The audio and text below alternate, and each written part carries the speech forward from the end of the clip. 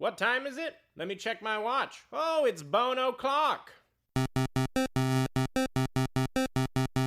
Bones!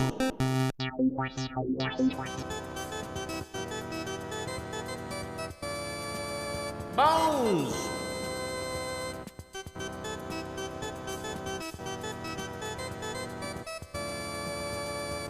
All aboard the Bone Train. Hello and welcome to Anything Bones. I'm Sophie Schwartz. And I'm Katelyn Hart. What's up, everybody? It's almost the new year. Happy New Bones! Oh, okay. And we've got another person on the podcast today to say Happy New Bones to. This is Jeffrey Nichols. Happy New Bones! Thank you for being on our podcast. Jeff is a Seattle-based comedian and lover of all things bone-tastic. Absolutely correct. Thank you for reading that verbatim. Yeah, it's spelled, bone-tastic is spelled with a lot of spaces. I hope that's And right. Bone-tastic with 2 C's, Mm-hmm. so it rhymes with thick. And I'll Venmo you the $10 later that I promised you to say bone-tastic in the first 5 seconds of this podcast. All right. Well, I got to make my nut. But we're so excited to have Jeff on. Jeff was one of the people who has been a sketch mentor of mine. So it's nice to have him on the old potty. The pleasure is all mine. What do you mean by sketch for those listeners that maybe don't know what that means? Oh, I mean sketch comedy, like an SNL or a Key and Peele. Yes, that's right. Couldn't have said it better myself. You probably could have. Yeah, and we all went to college together. Surprise. That's true. Mm-hmm. Great times. Great times. Yeah. Jeff, I usually ask people this at the end of the podcast, but I guess I'm just dying to know, what's your favorite bone? I've thought about this a lot. Oh my God. Well, because I didn't want to say something that someone else had already said. And I'm already kind of freaking out because I think what I was going to say someone might have said. But I didn't want to be too in the weeds, find a really obscure bone. I want to be honest. Cheekbones. Yeah. Wow. It's just such a defining feature of so many people's faces. It brings so much personality. I just think they're great. I don't think anyone has specified cheekbones. Other people have gone for skull, but sure, the skull's That's generally, great. yeah. The skull's baby stuff. Everybody loves the skull. Just wanted to zero in on something that I thought had made the biggest impact, bone related, Yeah, the cheekbones make the face. Oh, absolutely. I love to throw some highlight on a cheekbone, some blush. Yeah, exactly. You can do so. They're so versatile. You can put anything on a cheekbone and it'll look good. Ooh, a slice of cheese, maybe some pepperoni. It'll look good. It'll look good. You want to bring the attention to the cheekbones. Mm-hmm. Like the charcuterie plate. Exactly. I hear that's how Benedict Cumberbatch eats all his meals. With cheekbone charcuterie. Cheekcuterie? Charcuterie?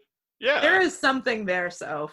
That's good. $1 million idea. Let's throw the podcast out. We're doing face charcuterie. It's going to be like middle school Lunchables all over again. Yeah, the meats will be cold, but the sales will be hot. Where is this going? This is completely off the rails.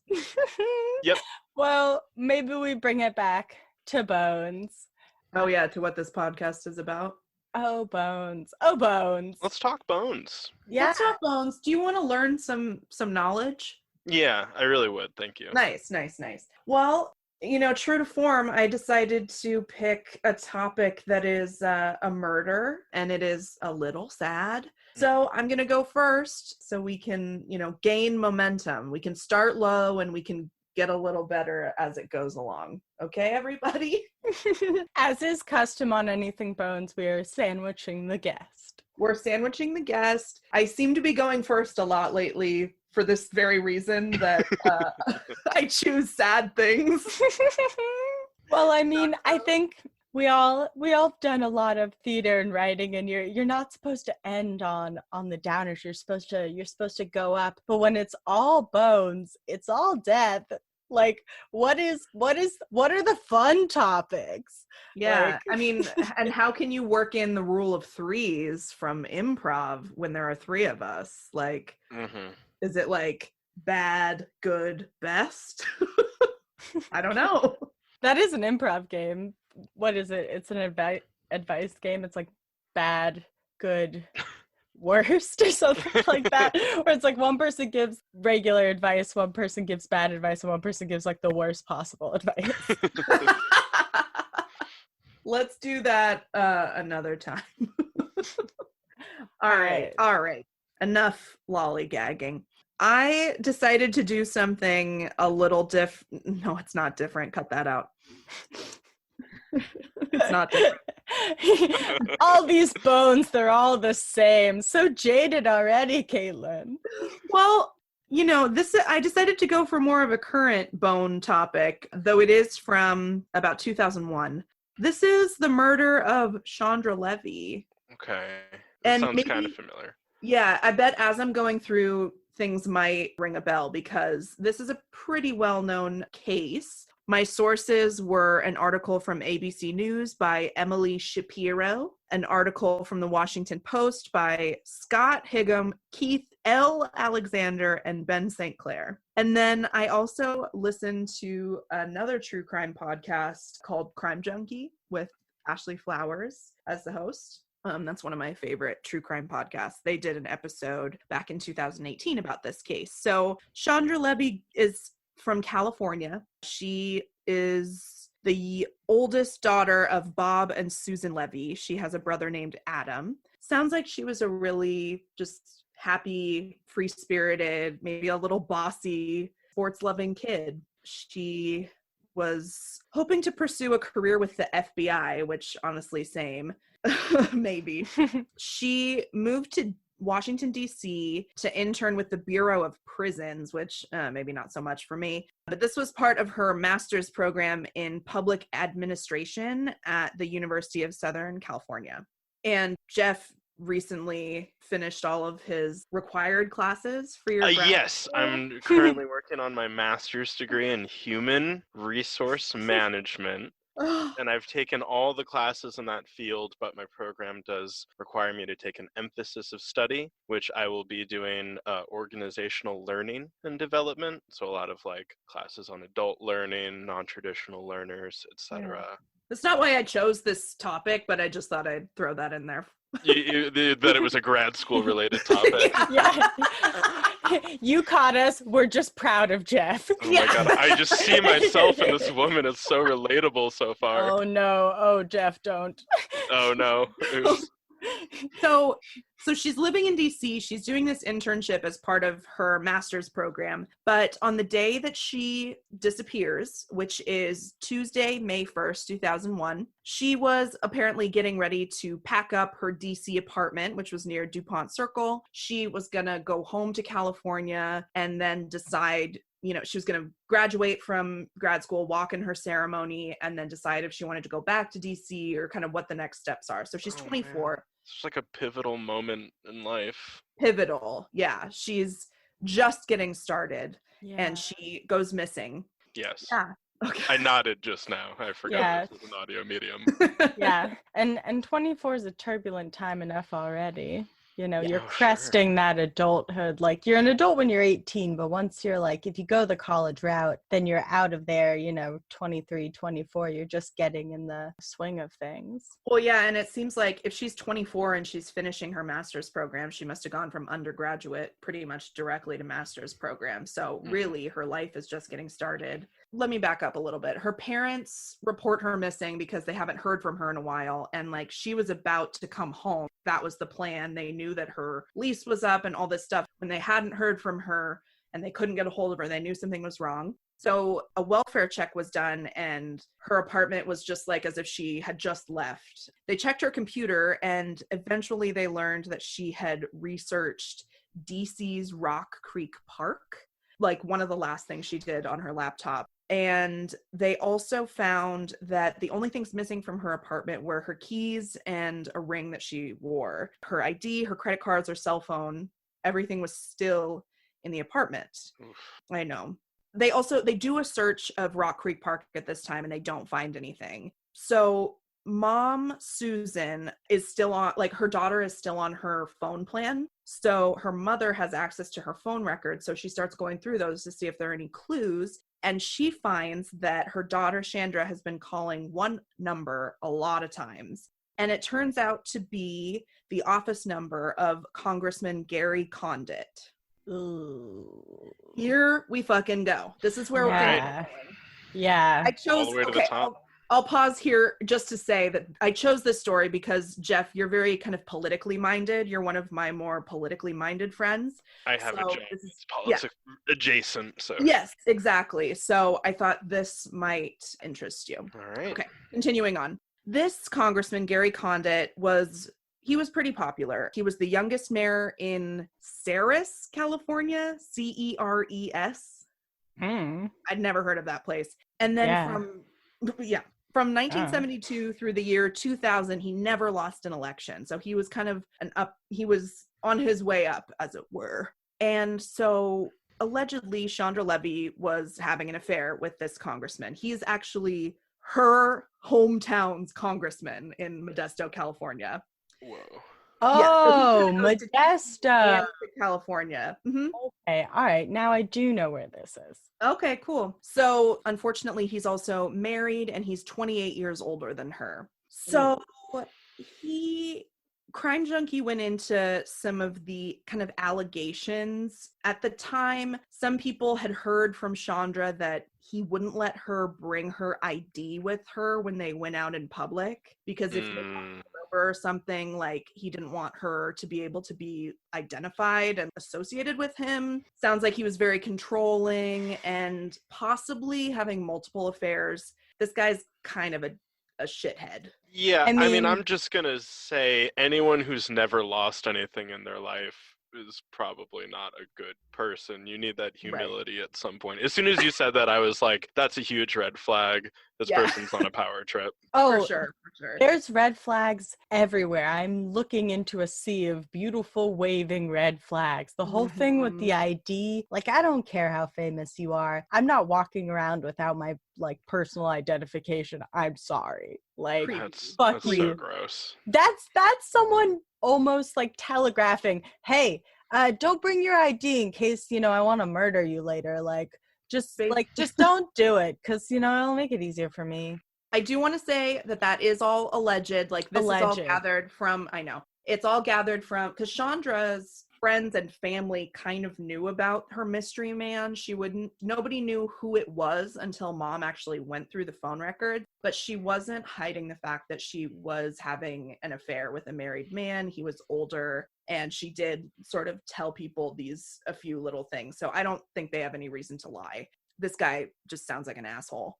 This is obviously a media frenzy. Also, Crime Junkie pointed out that Gary Condit was one of the people that was most outspoken and so frustrated by Bill Clinton's affair with Monica Lewinsky, and he was calling for Bill Clinton to, like, fess up and all this stuff. But then, of course, when it comes to his own personal stuff, he doesn't say anything about it. Well, and there's so many examples of that exact hypocrisy. And I mean, in terms of like the Clinton allegations and then the impeachment proceedings, but also in homophobia and a bunch of Republicans who have, sanctity of marriage things. Yeah.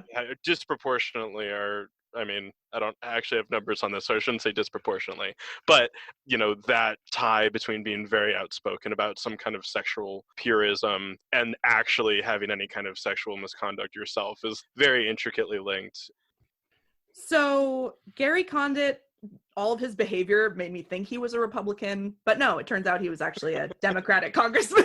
I was surprised to find that out. So, media frenzy, everybody's going crazy, and Gary Condit is like, I know what I'm going to do to solve this. I'm going to let Connie Chung interview me. This interview was watched by 24 million people, and it is so cringy. I didn't watch all of it, but it's that political maneuvering where he will be asked a question and then he's just dodging it and he's trying to draw attention to other things. He said that he knew Chandra, but he said that he didn't kill her, didn't hurt her. And then when he was simply asked if they had a sexual relationship, he said he couldn't discuss it because of a, quote, specific request from the Levy family. May I ask you, was it a sexual relationship? Well, Connie, I've been married for 34 years, and I've not been a perfect man, and I've made my share of mistakes. But out of respect for my family and out of a specific request from the Levy family, I think it's best that I not get into those details about Chandra Levy. What a slippery little... Yeah, little shit. Yeah, God, those are the type of the people that really get under my skin, I feel like. And also, like, if the answer is no, then the answer is no. Yeah, yeah. Well, and especially using the family as a shield, you know, to hide behind. Which is not true. It wasn't true. Mom Susan said about that specific request, quote, I laughed about it. Yeah. Ugh, what a slimy bastard. Yeah. So Allegedly. politician, So, like I said, this happens in May 2001. What happens 4 months after May 2001 is 9/11. So, right. Obviously, everything comes to a screeching halt because resources are at capacity. Everybody's dealing with the terrorist attack on 9/11. So, everything gets kind of paused on Chandra's case. I'm not saying that that's right or wrong. It's just the reality of what happened. And we'll never know, obviously, if this had happened at a different time in history, if it would have been solved or not. On May 22nd, 2002, her body is actually discovered in Rock Creek Park. Oh my God. And if that sounds familiar to you, it's because that's the place that she searched on her laptop on the last day that she was alive. And that is where the police actually looked for her at the beginning. But because of some kind of miscommunication, they didn't find her. Oh. Like, it was something like they were supposed to look 100 feet off of all the trails in the park, but then they ended up looking 100 feet off of all the roads, something like that. It's a very big park. So, you know, it makes sense that they would miss it, but if they had followed the directions they were given, or if the person who gave the directions had been more clear, she would have been discovered right after she was killed, and forensic evidence would have been preserved. I mean, I don't want to sound like a dick, but when you're searching a park for a missing person, I feel like you go down the trails, right? We weren't there, we don't know, but they botched it, is what it seems like to me. Wow. So, cause of death, because it was just bones at this point, like a jogger found her bones in the park and called it in. So cause of death couldn't be determined, but of course it was ruled a homicide. Mm-hmm. There are crime scene photos that have her jogging pants were, both legs of the pants were tied in a knot at the bottom, like 2 knots. Isn't that so weird? Like, obviously she didn't do that. No, that's so creepy and unsettling. Yeah, what purpose would that serve? Right. Don't no want to idea. speculate. Yeah, no. No. So in this same park, in Rock Creek Park, an undocumented immigrant from El Salvador named, I hope I don't butcher this name, Ingmar Guandique, he was taken into custody in July because he had attacked 2 women in that same park. One was in July 2001 and the other was in May 2001. So one was around the time that she went missing and one was soon after.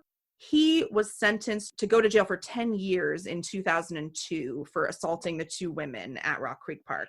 I should point out that he didn't kill either of those women, but he claimed that he was trying to rob them, but from the accounts of the victims, he was just trying to attack them. He wasn't going for their wallet. He wasn't trying to take anything from them. He was just trying to attack them. So creepy.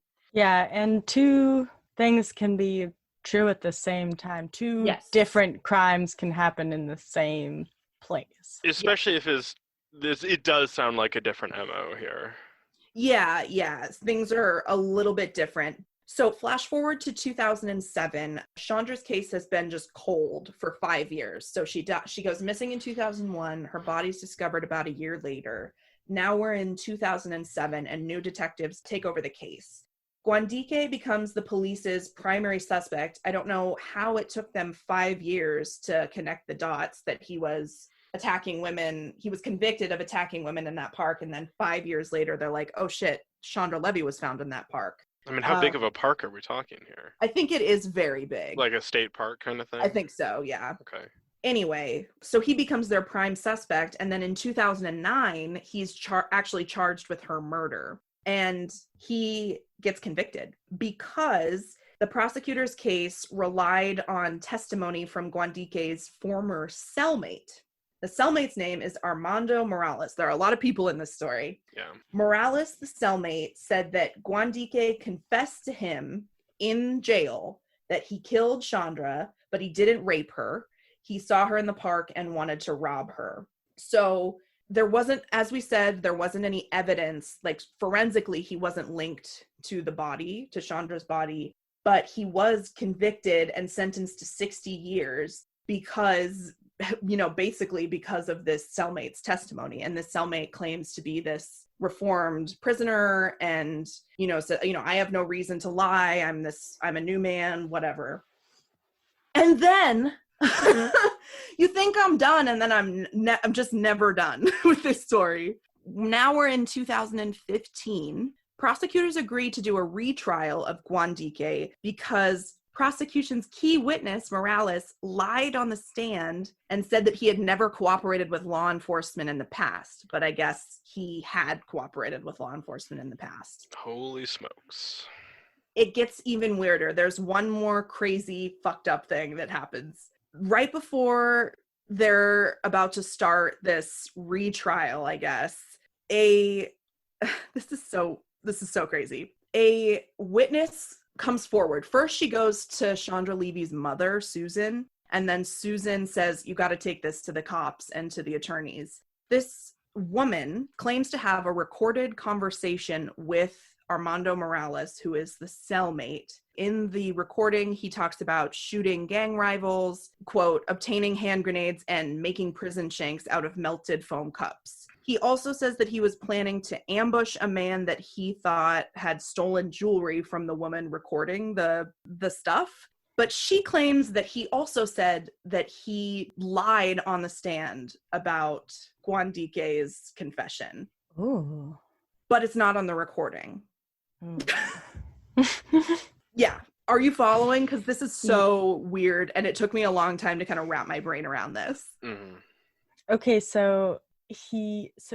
okay, yes, I'm following it. A random woman comes forward and says, I have a recording of your star witness saying that he lied on the stand and put Chandra... And on the stand, he had claimed that he had lied. So he was lying about the lie? No, her name is Babs, by the way. Okay, great. Thank you, Babs. Babs comes forward with this recording saying that, hey, I met this guy at a hotel and, he kind of freaked me out. So I ended up recording our conversations just to protect myself. And I recorded him saying all kinds of horrible stuff. And one of the things he said was that he lied on the stand about Gwandike confessing to him in the first place. Okay, got it. Which would mean, if she's correct, that he knowingly testified against Gwandike and sent an innocent man to jail. Yeah.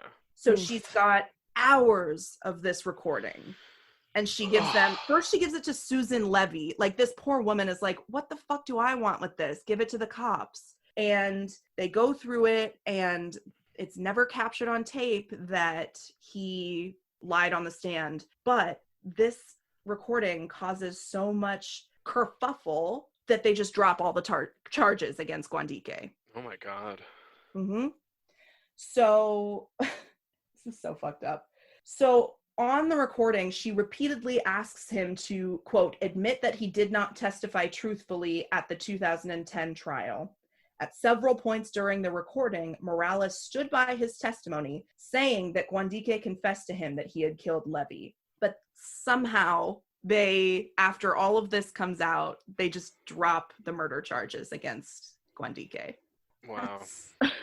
It's like, it's hard because I feel like I don't know if I believe either way, you know, like whether or not he did it, but I feel like there's been so much like muddying of the waters. Exactly. Like, well, and there's so many different motivations and incentives. Obviously, the kind of status quo wants to not have congressperson be the one, you know, who the light of suspicion is on, even though it seems like he might be off the hook, I guess, at this point. people kind of, I think, I don't know what the answer is, but it seems to me like people kind of decided that Condit was a shithead, but he didn't do it, probably. He does, if I may, if you Google him, have a very punchable face. Oh, okay. I'll take your word for it. No, I mean, he does. I have seen pictures of him. I also did just Google him, and he does have an extraordinarily punchable. Well, his career was basically over after all of this, but he was, which is unfortunate. Well, but I mean, he was definitely still, even if you can't get a murder on him, like he was kind of a gross dude in terms of like power and manipulation and everything that happened in terms of the affair, and then his his interview about it. Yeah. But then you've got Guandique, who seems like the perfect person to pin it on, but you want that to be the resolution, but then you have the testimony, which is muddied. So even if Guandique did do it, do you really want him to go to jail based on literal ramblings? Yeah. You know, I mean, I can't imagine this woman who interviewed this dude for like upwards of 2 or 3 hours talking about all these bizarre facets of his life. You know, I mean, it's such a bizarre series of circumstances. And at the end, it's so muddy.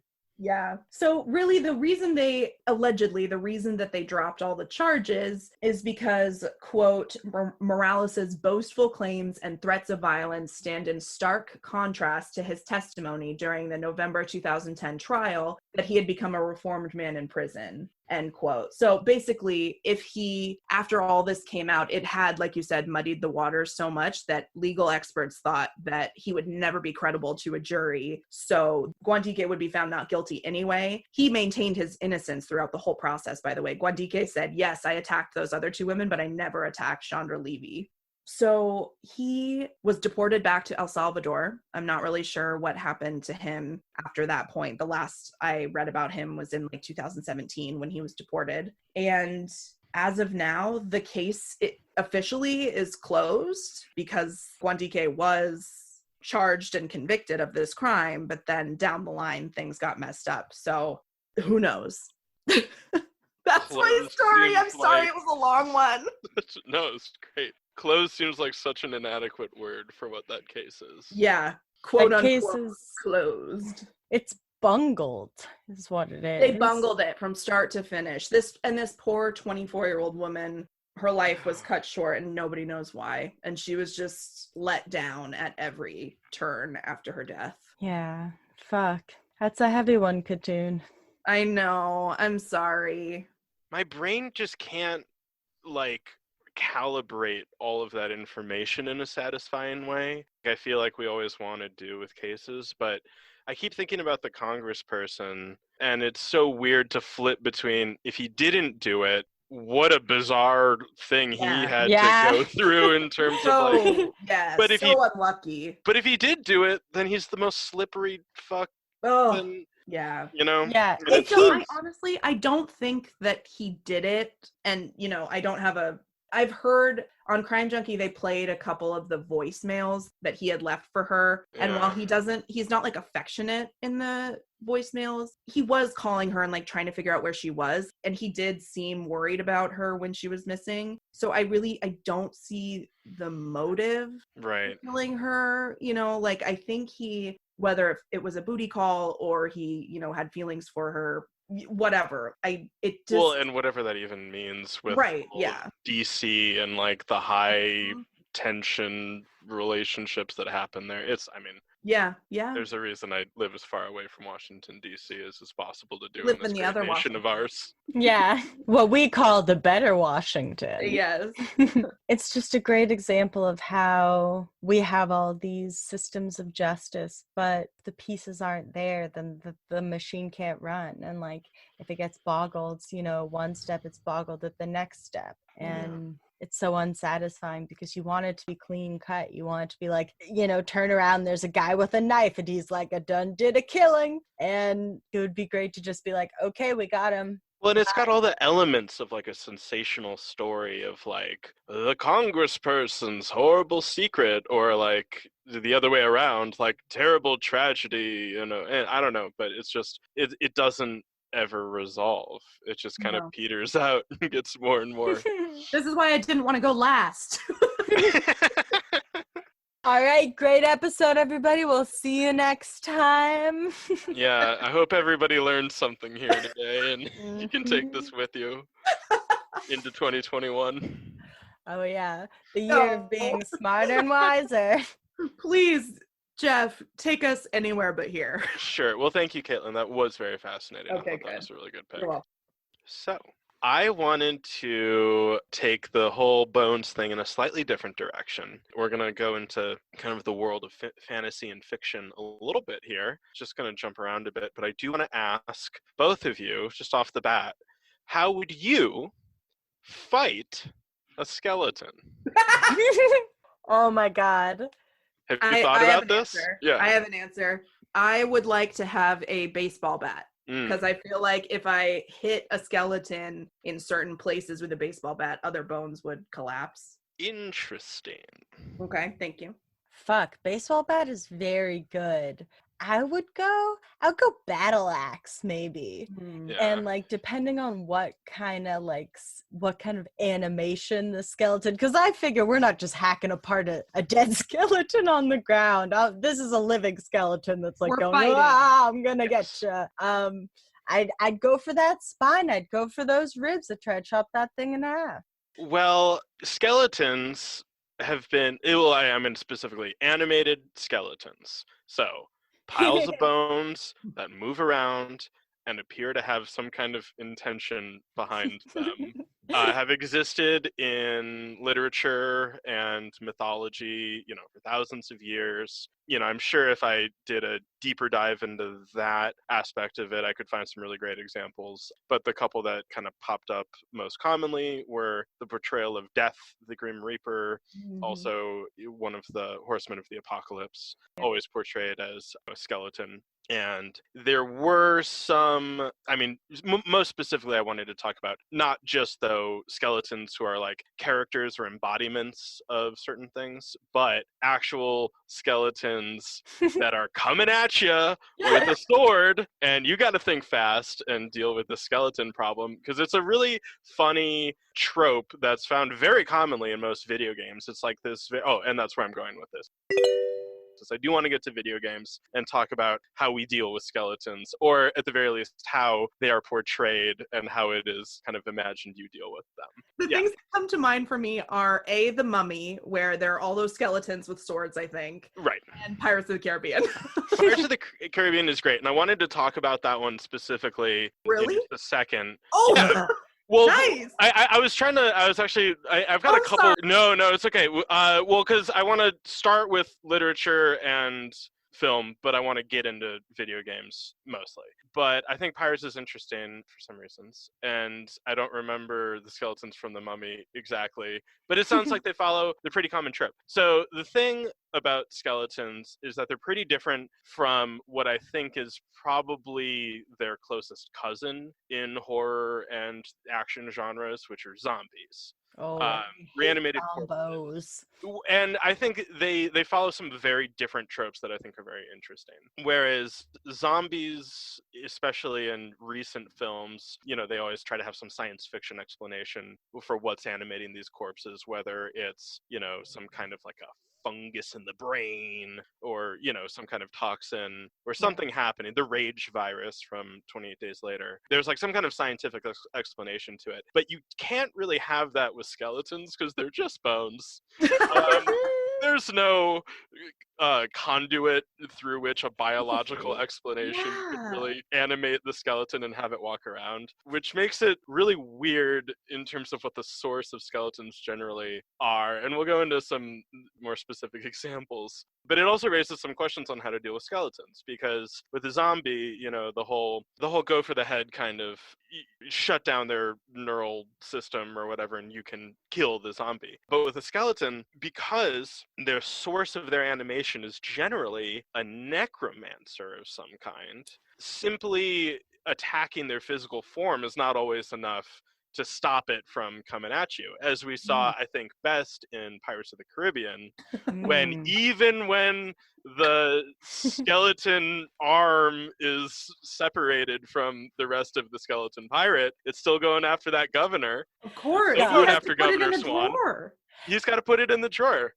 That's like one of the most vivid like things, like movie memories for me, is that hand just like crawling along the deck like it's so good. And it's not exclusive to Pirates of the Caribbean, but they really did a good job. Oh yeah, but before we get too ahead of ourselves, there were two clips I wanted to play that I'm going to drop the link in the chat.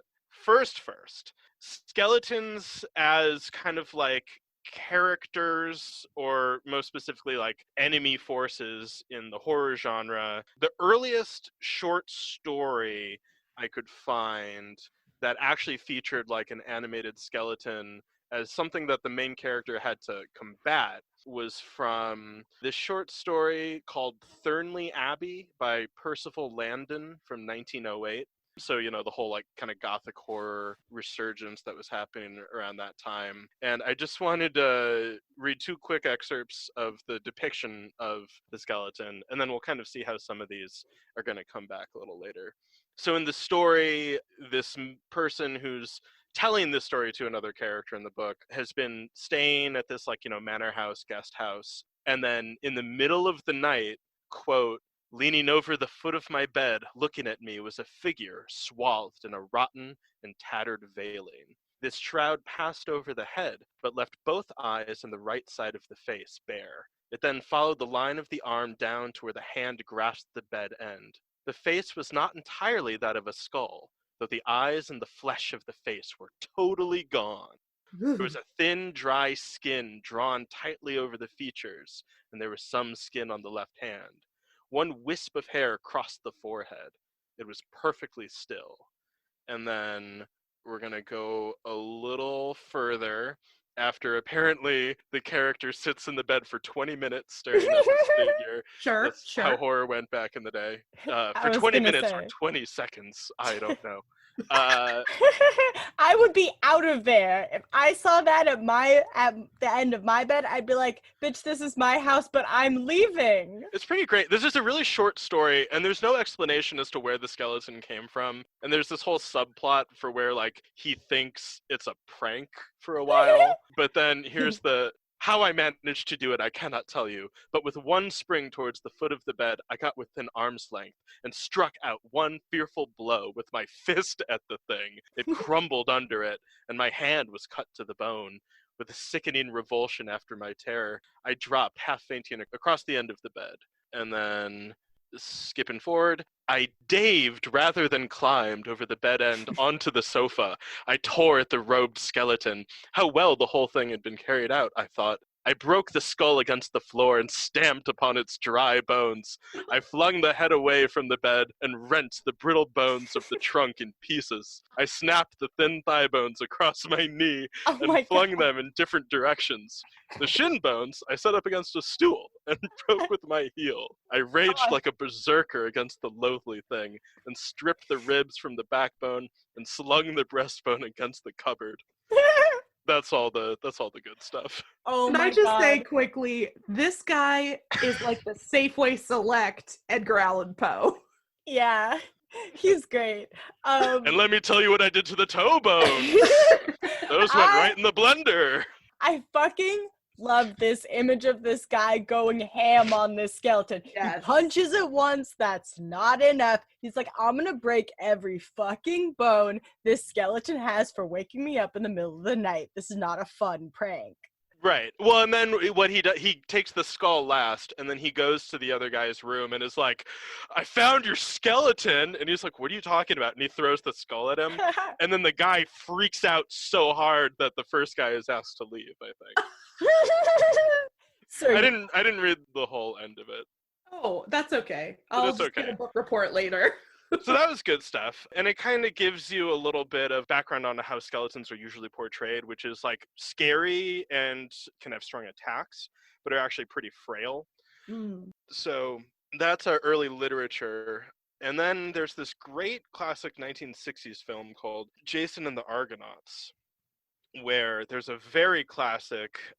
So this is like it's a classic Greek adventure tale where they're trying to get the golden fleece of immortality from the gods. And I think at this point in the film, they've got it. But then, like I mentioned, an evil necromancer has summoned an army of skeletons. And there's like 4 minutes of skeleton combat before this clip. And this is kind of the finale of it. But there's a couple elements of it that are really, really great and come back later that I wanted us to look at. Come on, internet. Here we go. All right, here we go. It's loading. All right. It's so sick. All right, Jason's up top. Well, and I want to say 1963, I think this came out. You see the decapitation move? Yeah, that was really nice. He just cut the skull off the skeleton. We're doing battle with like a shield and a knife situation. Yeah, here. the skeletons are armed and know how to use weapons. Yeah. So if you cut their heads off, they're done? In this realm, so he cuts off one of their heads, and you see a couple of them. He stabs them through the ribs, and then they crumple, which is so bizarre. Oh, and then they get this dude. This is his friend. Oh no, they killed his friend. The skeletons, they kill his friend, and then they look, and they realize he's dead, and then they walk away. Like, these are very conscious skeletons that are aware of, like, when they've finished off their target. So this is Jason battling back the last few. He's on a cliff. He is on a cliff. And he doesn't jump. What? Oh! So Jason jumps off the cliff, and then all of the skeletons follow him, and then just you see a guy falling and a pile of bones falling after him. As soon as the skeletons step off the cliff, they just completely disassemble and fall. And then there's one tiny second that I don't think we saw in that frame where everybody on the ship waiting for him looks like, what the hell? What did I just see? Yeah. Who is me?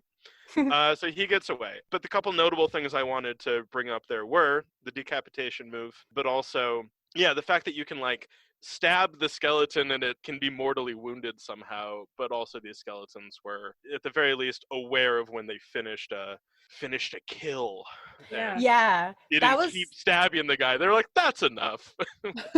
Yeah, and those skeletons are strangely expressive because it did kind of look like they were laughing at the dead guy. They were like, ha ha ha ha ha ha ha, I got you with my broken in half sword. Ouch. So that's a fun clip. But yeah, so let's just go into mainly what I want to talk about. I just want to do a little cursory, talk about a couple skeleton characters from video games and how they're portrayed today when you have to do battle against them. First, I'll start with, are you two familiar with the Dark Souls series? Do you know what that is? I am only familiar with it through Monster Factory. Sure, yeah. Then you know everything you need to know. Is that the one on Netflix? I'm sorry? Is it on Netflix? No. This is a video game series. Oh, then clearly no. I have no idea.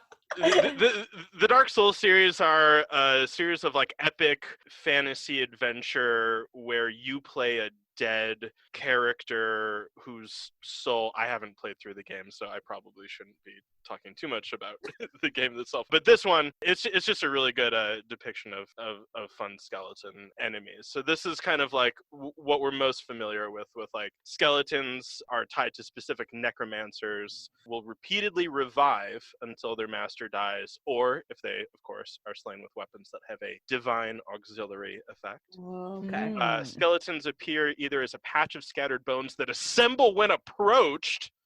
Fuck. or already assembled and ready to fight. Their eye sockets glow with a white light, which make them easier to locate in darkened areas. So this is from the fandom wiki for Dark Souls strategies. Oh. Skeletons take extra damage from weapons with divine auxiliary effects, which keep them from reassembling. Also, while assembling, skeletons are vulnerable for a couple seconds. Inflicting a heavy attack on a skeleton will cause them to disassemble, and that's pretty much at least how Dark Souls 1 wants you to deal with skeletons. Also, they have different types, including archer skeletons. What? Which is also a thing I found when I was looking at, this isn't a video game, but this is tangentially related, Magic the Gathering. Magic the Gathering is a card game where you summon creatures to fight on your behalf. And these skeletons, I'm looking at the Drudge Skeleton card, also has a regenerate ability. And then there's the Reassembling Skeleton, which I liked, which again is just like playing into that trope with skeletons that even if you keep hacking and slashing them and knocking their bones away, if you don't get to the source of the power that's animating them, they're going to keep reassembling and coming back.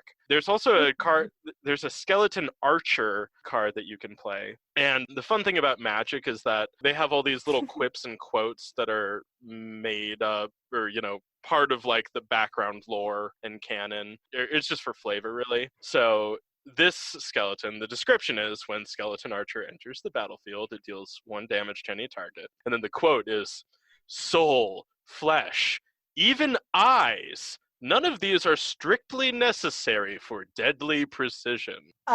Okay, Magic. Which Blown my mind there. kind of a bold statement. Yeah, I think a couple of seriously. those things would be prerequisite for deadly precision.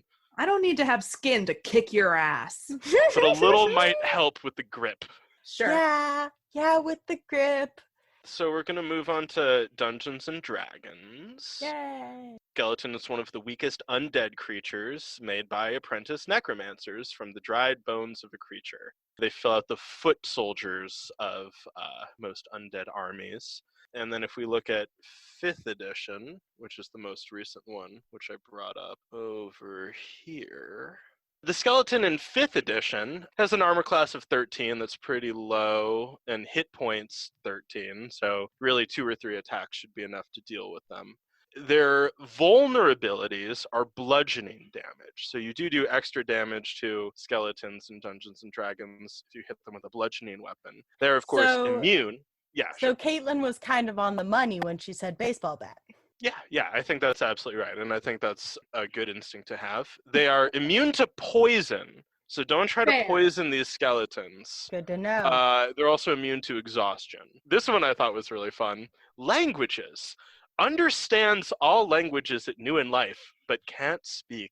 Oh, that's so sad. all of the knowledge, none of the power. But Jeff, thought- do they make it kind of like I don't know. I think if your dungeon master has good jaw strength, they could probably maintain that for a whole session. I just think that's an interesting thing because there are spells and things where you can say a single word that an enemy creature will have to obey or something like that. So the game is kind of setting up that certain spells can be used against them. I think is what the point of that is. But it's so sad. They understand everything and they just can't express the anguish of being a skeleton. Oh, Do they feel anything? Yeah. It doesn't say. Do they have hopes and dreams and friendships? Not these ones, unfortunately. Oh. And then the last one I wanted to share, and this is going to be a really short clip because it's part of a longer video that is some deep Zelda nerd lore. But we're going to be talking about The Legend of Zelda, specifically Ocarina of Time. Just because, again, I want to talk about how to deal with these skeletons. Yeah. So just a short clip here of fighting the Stall Children of Hyrule Field. So when you run across the main open area in The Legend of Zelda Ocarina of Time, at night, skeleton children, I guess, will emerge from the ground and attack you. And they're pretty easy to beat, but they just come in waves and waves and waves.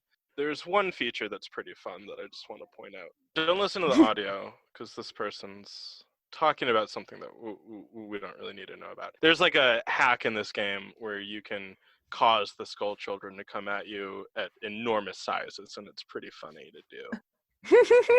But we're just going to show just a short little clip of Link battling two of these fools in Hyrule Field. They come at you like that. Oh, they kind of look like dinosaur skeletons. Yeah, they really do. So 2 hits took him there.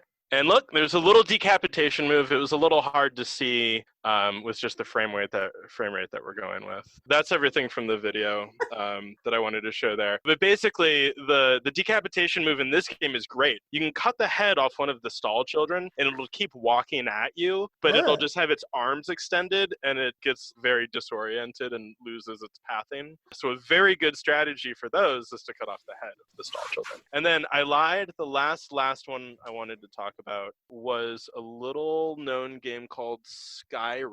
There's a lot of skeletons that mainly you find in like tombs and in catacombs. They'll like just sort of crawl out of their resting places. Some of them will be standing around. But this is tactics for Skyrim skeletons. By themselves, skeletons are quite weak, even at lower levels, having a low health pool and wielding low-tier weapons. They can be taken out. A few quick hits or fire-based magic will do the most damage. Oh, yeah. They have little tactical skill, either running straight towards the nearest known enemy to attack them head-on or firing arrows. However, they're never found alone. They attack in groups, no less than 3. And then again, outside of Nordic ruins, necromancers are often found with a few skeleton minions who will fight alongside their master.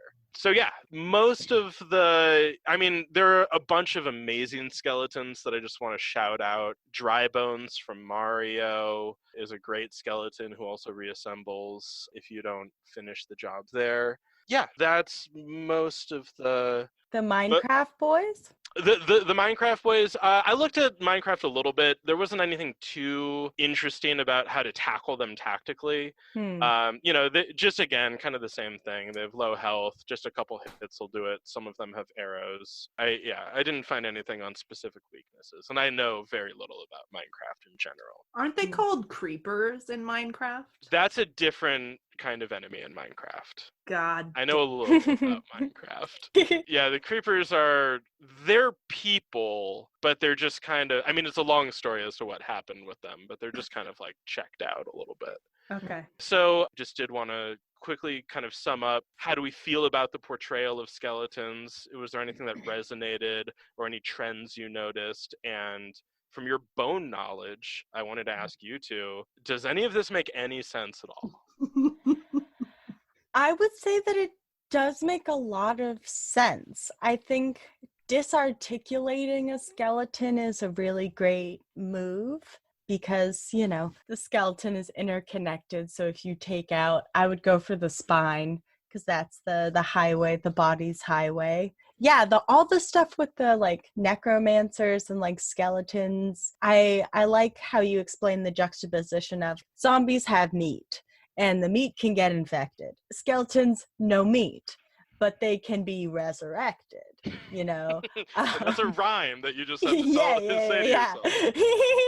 In case you ever are confronted with a zombie or a skeleton. Zombies have meat that can be infected. Which Skeletons don't. They can be resurrected. Ooh, that should be on a t-shirt or something someday. But honestly, like, it sounds like the best way to get a skeleton is either to cut their head off or turn around and see the necromancers controlling them and shoot them. What I was most interested in was that in some iterations, the skeleton is smart, and in some it's not smart, and it's being controlled by somebody else. And that's interesting. So when you're attacking your skeleton, you have to suss out pretty quickly, are you smart or no? Can you see me? Yeah. Is a big one. Snap at it and be like, and like maybe throw a rock and see if it I don't know. I would do some psychological testing on my skeleton first. Well, in Skyrim, just to say from my personal experience playing, because they literally do make a beeline right at you, you can set up like fire traps or swinging blades to be in between the two of you, and they'll just walk right into it. They're not very smart. Nice. Yeah, they're dumb. Sorry, Sophie, I didn't mean to interrupt you. Nice job. Oh, I was just gonna say you can try shouting different languages at them to see if it looks like they understand. Yeah. To try to suss out the nationality of the skeleton you're fighting. I don't know. Hey, can you talk? Okay. Right. Oh God. Wow. That was awesome, Deb. Very Good. cool. Oh, Very cool. different than anything that's ever been on this show before. I'm glad that went over okay. Yeah. Yeah, I feel like you've really covered a hole in our bone education because we've talked about how skeletons decompose. We've talked about different, different cultures and how they deal with their skeletons, but we really do have to be ready for when we have to fight bones. And I'm glad that you've prepped us for that. Yeah. Good. Glad I could help. Cut the head off, guys. You gotta do it. All Go right, for the power source go for the power source. in everything in your life. In all things, Find- go for the power Find source. the necromancer in your life. Yeah. Who's the necromancer that's been reanimating the skeletons of your troubles? This is a new part of my new motivational speaking tour that I'm going to do when all this COVID shit is over. Go around, give bone-related motivational speeches. I'm just vamping while I'm getting my research out. So what I want to talk about today is one of the world's most pristinely preserved mummies. Ooh. And this story is coming from China. We're going to be talking about ancient China today, which I'm really excited about. Let's hop right in media res. In 1971, a group of construction workers began digging on the slopes of a hill named Ma Wen Dui near the Chinese city of Changsha. So the workers were constructing an air raid shelter because we're in the middle of the Cold War. So there's a lot of uncertainty about, who's got certain weapons and what they're going to do with them, right? So we love to have air raid shelters. Everybody does. So they were digging one on this hill. And before the 70s, Ma Wen Dui Hill was never really considered a place that archaeologists would look for anything.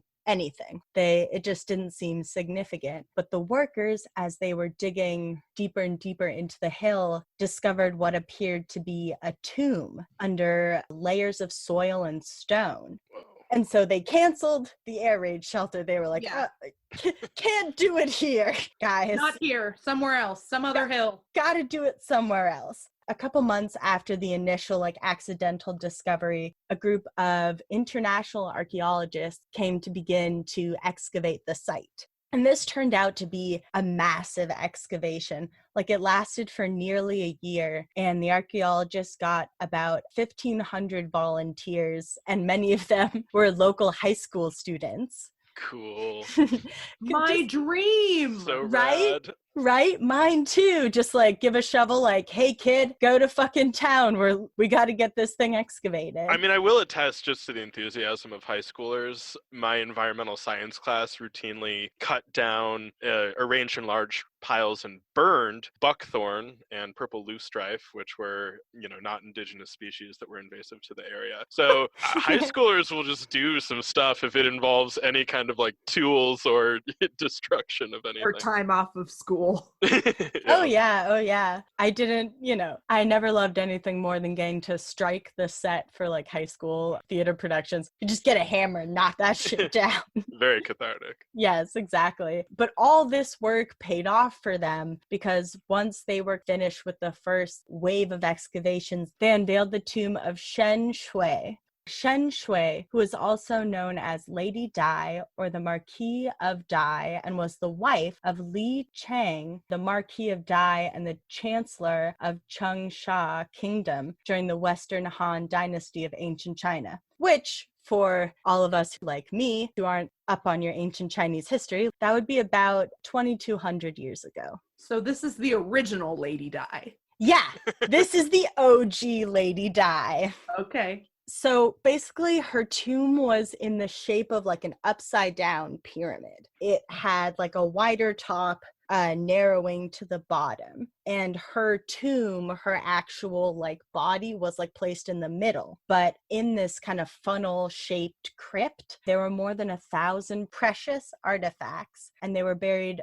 over 40 feet underground. Wow. Whoa. Yeah. She had a wardrobe containing about 100 silk garments, 182 pieces of expensive lacquerware, makeup, and other toiletries. She also had 162 carved wooden figurines representing servants in her tomb. Wow. Wow. Yeah. She was So- also, yeah. Oh, sorry. It just, to me, I haven't studied ancient China very much, but it seems to me like they believed that the dead person would take all of that with them, sort of like the ancient Egyptians. Yes, a very kind of similar belief. There's a quote here from Willow Weilan Ha Cheng, who is the director of the Chinese Institute Gallery in New York, where they had an exhibition of some of these objects. And he says, quote, "These objects show that Lady Dai lived a luxurious life, which she enjoyed very much. She wanted to maintain the same lifestyle in the afterlife." Yeah. Don't she- we all? Yeah. And there was even a meal set out for her to eat in her tomb. They had, like a nice like meal for her. They're like, oh, when you get up, there you go. Wow. But her tomb also contains a lot of information as well, just about the Han Dynasty in general because of all her grave goods. They have books, they have tablets on such subjects as health, well-being, longevity. There's also various inscriptions with Chinese characters that are recipes for traditional Chinese medicines to treat headaches, paralysis, asthma, sexual and other health problems. Oh, I'd love to know what they have to say about sexual health problems. Oh, probably nothing we would want to do to ourselves yeah. now. I just want to know. I don't want to try. No, I have no idea what it says about the sexual health problem. But all this aside, what we're really trying to get down to is the mummy, is Lady Dai herself. Because she was buried, I'm going to talk about this in a little bit more detail. She was basically buried within 4 coffins that are like concentric coffins. Whoa. I'll go into the coffins in a second, but when she was like unveiled to the air, she looked like she had died recently. Like, what? Yeah, like she looks incredibly lifelike. And I'll send you a picture, honestly, because she's been exposed to the air. Mm-hmm. She kind of has deteriorated. And so she doesn't quite look the same as she would when they unveiled her. Mm-hmm. All right, so I'm going to show you what a recreation of Lady Dai might have looked like when she was alive, and then I'll show you a picture of what her body looks like now. Okay. All right, so before, Cool. she's, a beautiful young Chinese woman dressed in, gold silk attire. I'm sorry, I'm And- only laughing because I just have a feeling the next picture's gonna really fuck it up. And after. Oh my god! Yeah. Not Oh, as Sophie. Yeah, she's But really. her hair Yeah. is rare. And, And look at that is skin. That is Look at the tone of her skin. right. Yeah. And it was like said that her skin was like supple and soft. When people would touch it, her limbs are like flexible, or they were when she was first found. She has eyelashes, eyebrows, her own hair, fingernails, even her fingerprints were distinguishable. Whoa. Oh my god. If that doesn't blow your fucking mind, like, No, How- and again, 2,200 years ago? 22? yeah, 2,200 years ago, this woman died. And she's somehow got better skin than me after all of the hand sanitizer I've had to use. Relatable, Jeff. Relatable content, Jeffrey Nichols. I'm just saying, this is incredible. What is her secret? Well, let's talk a little bit about it. So this mummy is nowadays known, of course, as Lady Dai. People also call her the Diva Mummy, which I'm like, who's calling her that? Yeah, grow up. She's also referred to as the Chinese Sleeping Beauty, which I'm like, I'm not sure about that. Not that she's not beautiful. None of these are the right nickname. Yeah. We got to keep working on this. We got to keep workshopping it. She was buried wrapped in 20 layers of silk and buried in these 4 concentric coffins, like I was telling you about.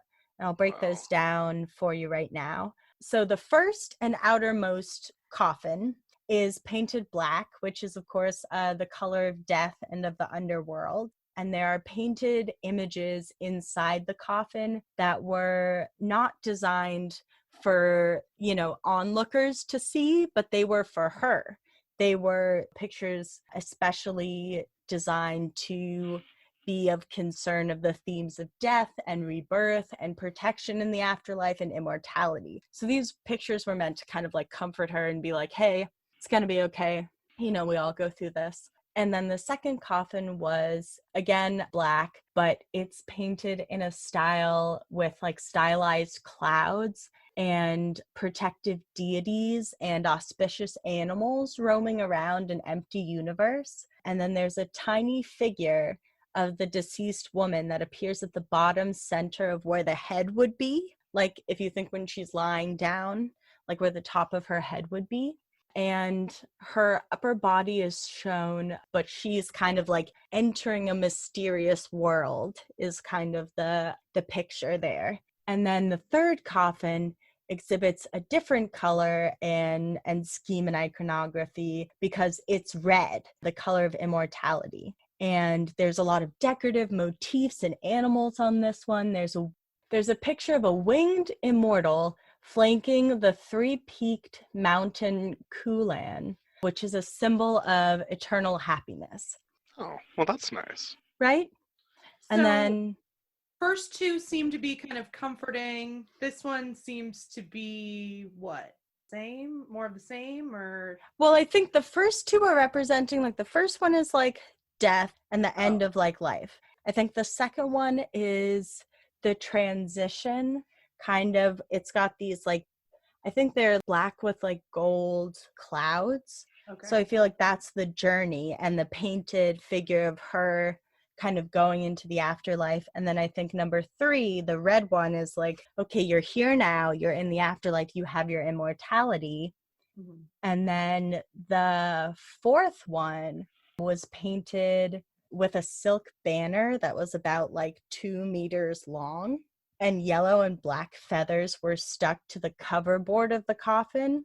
And this was done because people at the time believed that in order to fly up to heaven, the heavens, and become immortal, one needs to go through featherization phase, which is growing feathers on the body. Many texts during and before this time mention the connection between growing feathers and becoming like a celestial being. Cool. So I think that's really cool. And the 4th coffin is the one she's actually in. Yes. Whoa. Wrapped in silk. Yeah. Damn. And sitting in 21 gallons of a mildly acidic unknown liquid. Ah! Is the coffin or her? Her and the coffin. Like the coffin was filled with this 21 gallons of liquid that we don't really know what it is. It's got cinnabar, mercury, magnesium, salt, but I swear to God, I thought you were going to say Cinnabon. Cinnabon. It's got Cinnabon. It's got nutmeg. Got an onions. It's got a... Sorry. It's got a taco time. It's got a Orange Julius. It's got a combination DQ orange. There's an AMC. Yeah. She's got everything. She's got a whole damn food court in there. Oh my God. Sorry. There wouldn't be Cinnabon in this coffin. That was great. There's been a lot of wild stuff in this coffin, so if there was a cinnamon bun, So obviously this was all very expensive. Like this wasn't widely accessible, but do you know if this kind of structure or anything is common? Is this the only one they found, or?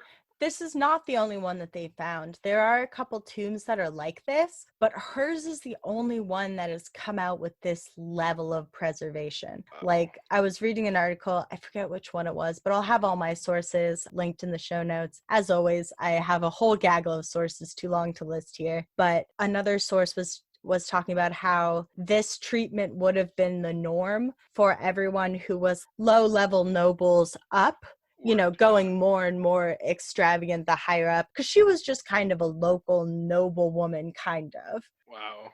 She was like the wife of this guy who was in control of a lot of land, but she lived a super lavish life. Just finishing up on her funeral vault just really quickly. So then all of these 4 coffins that we were talking about, then on top of that was packed with 5 tons of charcoal, and on that a several feet thick layer of clay. And there was lots of traces of mercury found in the soil around her body, so they think that perhaps that's what was another contributing factor to keeping her preserved. There's so much stuff in this vault. Like, where was all the grave good? Like, where was all the artifacts? Like, amidst this giant coffin party and all of these dirt. Here, let me show you a little diagram here.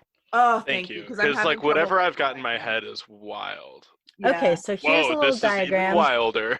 It's even more wild. So you can see at the center of this little of the vault, that round kind of thing that looks like a barrel. Yeah.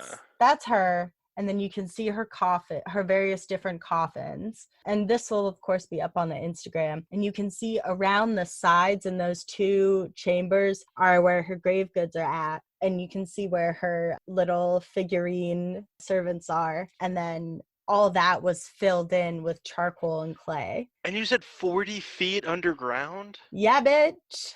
They built this 40. That's so intense. Right?